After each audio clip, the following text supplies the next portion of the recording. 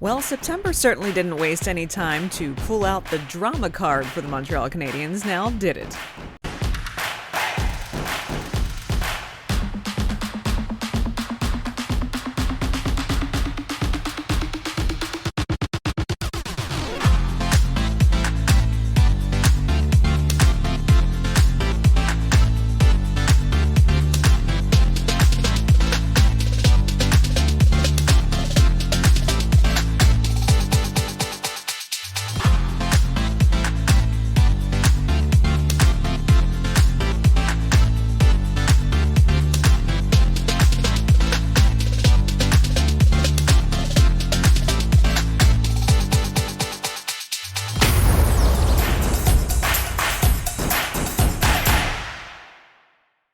Well, hello, friends, and welcome to this week's episode of Habs Hockey Report right here on the All Habs Hockey Magazine YouTube channel, part of Rocket Sports Media. I'm your host each and every Thursday. My name is Amy Johnson. I also happen to be the lead correspondent at our sister website, ahlreport.com, where we have credentialed coverage of the Laval Rocket and Habs prospects.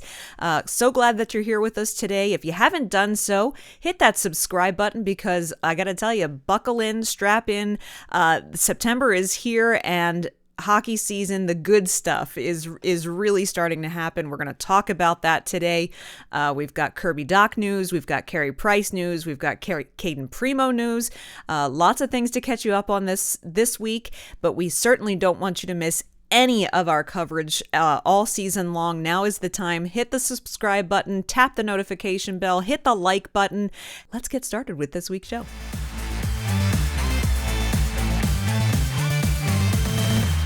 After what was a sleepy end to the month of August last week, as September kind of quietly crept in, Labor Day weekend, long holiday weekend, but boy, just like that, it's like flipped a switch, and this week we've got lots of news happening. Of course, the week started off with just a bit of fun. We had talked about this a couple of weeks on the show, that Juraj Slafkovský was invited to the NHLPA's Rookie Showcase to be held with the in the Washington Capitals area, in the Washington D.C. area, and you see him there in full Montreal Canadiens gear with Owen Power waiting for his turn. It's an opportunity for the rookies to kind of get a little bit of acclamation, the top prospects in the league, but more importantly, it's the chance for Upper Deck to capture all of their photographs and video opportunities that they need for marketing material, rookie trading cards, all of that kind of good stuff as well, which is why they're decked out in a full uniform. So lots of fun for Juraj Slafkovský, I'm sure, as he and the rest of the rookies will now be setting their sights on next week when Montreal Canadiens rookie camp starts. And really, they're just going to report next Wednesday for physicals, and then it's off to Buffalo because remember, the Buffalo Sabres will be hosting this year's Prospect Showcase, Rookie Showcase, in Buffalo at the practice facility, Harbor Center, which is just immediately adjacent to the Buffalo Sabres KeyBank Arena. Training camp starts about a week after that, and just like that, in the blink of an eye, summer's over, and the season is upon us. So lots of fun. Now, before the season could start, Kent Hughes has some business to lock up that finally, after weeks and weeks and weeks of waiting, Kirby Dach was locked up, signing a 4-year contract, which runs through the 2025-26 season. It's worth a total of $13.45 million. Average annual salary, of course, about $3.3 million a year. So the 21-year-old locking up a 4-year deal with the Habs. This is, I think it's good money. I think it's good term. Kent Hughes says that Kent Hughes and Kirby Dach both say they are confident that a change of scenery from Chicago is exactly what Kirby Dach was going to need to kind of re-kickstart his game and his career and get him back on a path to being kind of the breakout prospect that he was when he was drafted. But as we've seen plenty of times, many times when there's a top-rated prospect who struggles in their early years of development, sometimes it's just needing a different management group, a different environment, or just a change of scenery to get yourself out of your own mental slump. So, this is a time will tell sort of thing is, can Kirby Dach actually be the player he was projected to be when he was drafted? He has that opportunity now to come to Montreal and prove that, yes, he certainly can be an elite forward. Now, of course, in order to do that, Kent Hughes massively in cap trouble. Yes, in order to do this deal, that would put them too far over the cap. And so Carey Price was going to be put on off-season LTIR effective immediately. And so this doesn't come as any surprise. We knew this from a few weeks ago when Sean Monahan was acquired, that Kent Hughes had dropped kind of this bombshell at that point that there was no real path forward for Carey Price to play with the Habs this season just by going through rehab, that it would likely, if there's going to be a return to play for Carey Price, surgery is likely going to need to be an option. And so this doesn't come as a surprise that Carey gets put on LTIR to create the cap space. He also gave an update on Paul Byron, saying that Paul Byron is still not quite ready yet, but could be ready within the first couple of weeks of the season, which is a good piece of news for Paul Byron and his fans. Paul Byron has been dealing with his own injury issues, and if he's healthy and ready to go by, say, week 3 of the season, that's not too long for the Canadiens to have to kind of muster through without his services in game action. So we'll see how all of that goes. As well as Hughes also said that Sean Monahan and Jonathan Drouin both progressing nicely. That Monahan, as Monahan said when he was acquired, that he's feeling good, that he didn't want to put an exact date on when he felt he would be ready to play, but that he felt good. Hughes confirming that his rehab process and progress continues to move forward. So Kent Hughes, saying, I'm not expecting Sean Monahan to be ready for opening night. He needs to be ready when his body is ready. We're not going to rush him, as Kent Hughes said, which is good to hear. We never want to hear a player being rushed back from injury.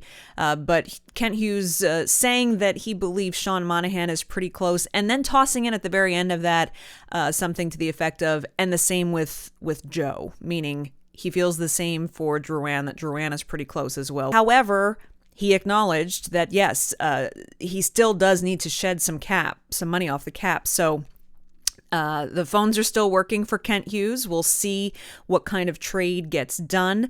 Something is going to have to give.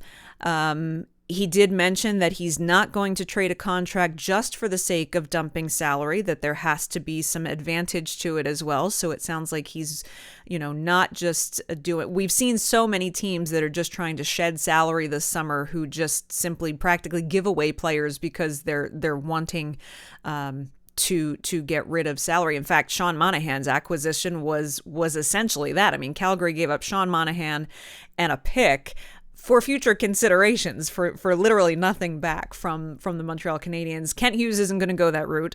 He's going to try to be a bit more strategic. So we'll see what he comes up with and who's going to be out the door before opening night. So lots of drama kind of tingling in the air. Of course, Renaud Lavoie can be counted on for kind of dropping hints before big things happen with the Montreal Canadiens, and putting out a screenshot of a post that Carey Price apparently put on his Instagram account, which is a photo of his cowboy hat sitting on the dash, saying, quote, "I just want to thank everyone who has been supportive over the past few weeks, months, and years. It has been a very emotional time for myself. Merci. Go Habs, go." Well, of course, the speculation mill is running rampant on social media. What does that mean? What does the hat signify? Is he saying goodbye? Is he? And let's, at the end of the show, I'm gonna provide you with the link back to the last time we talked about this. Please don't use the word retire. Carey Price is not going to retire. If he retires, he gives up all the money he's still owed for years on his contract. I will continue to maintain that we will not speculate here until we hear an official announcement. Kent Hughes did confirm a few weeks ago that Carey Price is going to come to Montreal. He's going to do his physicals and his medicals. sit down and talk to the team of doctors, and then they'll make a decision on what the path forward is. And at that point, there's likely going to be a press conference with Carey Price, Kent Hughes, and maybe even some of the medical staff associated. So we'll wait for that official announcement.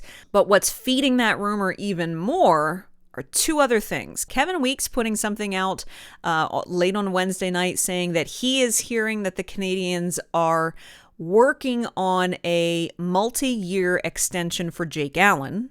The other thing, so the Kirby Dach news happened on Wednesday, and Kent Hughes at the time also said, and yes, we know that Cayden Primo still isn't signed. We're working on that. We feel we're close on that. Cayden Primo has not had success at the NHL level yet. Most all of his NHL appearances have not gone well. In fact, at the AHL level, in regular season play, he has not been consistent there either. He has shown flashes of being a pretty good goaltender, and he's also shown times where he, has struggled. The good news at the end of the season was that he took Laval from that second game of the playoffs all the way to Game 7 in the Eastern Conference Final, and he performed pretty darn well. He had stability in net. It was him starting every night. In fact, we were getting a little bit concerned that perhaps he was getting overused in the playoffs and not ever getting a break with getting maybe a game of relief from Kevin Poulin. But he weathered the storm, and he actually performed pretty solidly. But we heard Cayden Primo say it himself. We heard Kevin Poulin say it himself at exit interviews. We heard JF Uhl say it himself at exit interviews. That what Cayden Primo really needs now is a solid year of being the starter in the AHL and just completely dominate that league. That will give him the experience, the endurance, and the confidence needed to really fully step into his NHL backup role. And that makes sense. Rick Stevens, my co-host and our editor-in-chief here, my co-host on the Press Zone podcast, said, he is going to probably get called up to Montreal occasionally when on an emergency basis this season here and there. And he's at a point that he needs to be ready to do that. There can't be a complete slide backwards when he gets called up into the NHL. And so that's kind of what we were expecting to see. Well, the news breaks then this morning. Yes, they've come to an agreement with Cayden Primo. The final pending RFA for the Montreal Canadiens has been signed. It's a 3-year deal. I like the term. A 3-year deal is a fair deal for the extension of your top goaltending prospect.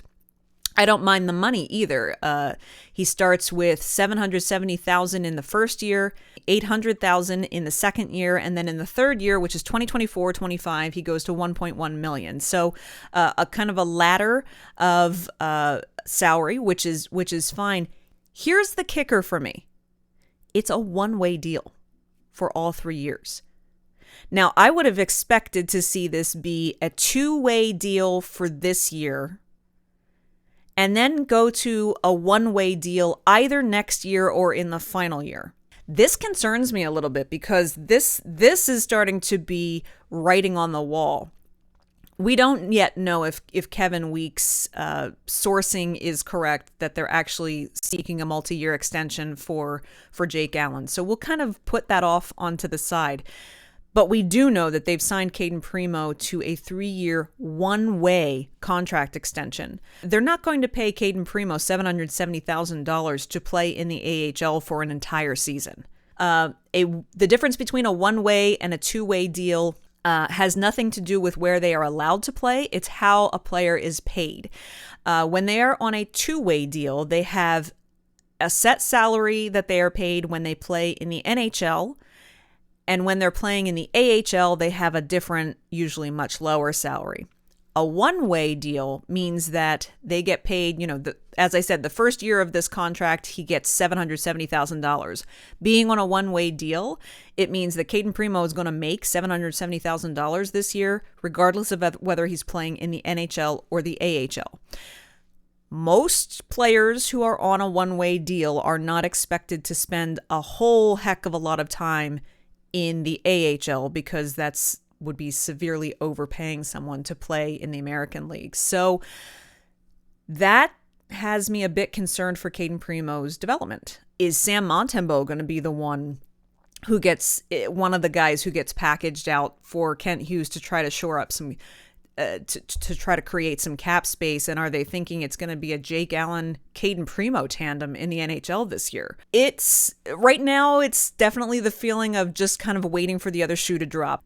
It certainly means that there is news coming in terms of goaltending for the Montreal Canadiens. We just don't know how many different pieces of news it's going to be. I think this isn't just one piece of news that's coming regarding Carey Price's status. There's obviously other things at play here. My hope is that whatever happens, Cayden Primo is able to meet the challenge and not crumble under the pressure.